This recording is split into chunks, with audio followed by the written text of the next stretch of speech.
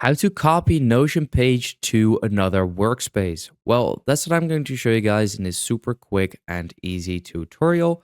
So if this video has helped you out, please let me know in the comments or simply just leave a like so I actually know that this video has helped you out as well.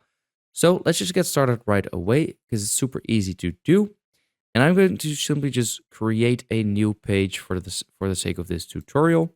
So I'm going to call this is a test, whoops, like that. So this is the test page which we have over here. Currently, it is in my private section. Now, what I need to do is simply just click on these three dots.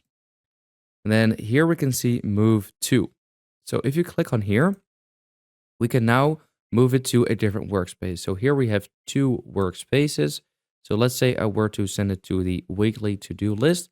I simply click on there and then it has immediately been moved because it's not here in my private section anymore. So we're going to click on weekly to-do list.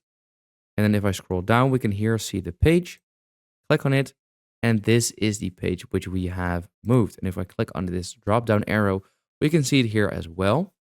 And if I would like to move this from the weekly to-do list to the project planner, for example, what I can do is click on these three dots again, and then just click on move to again.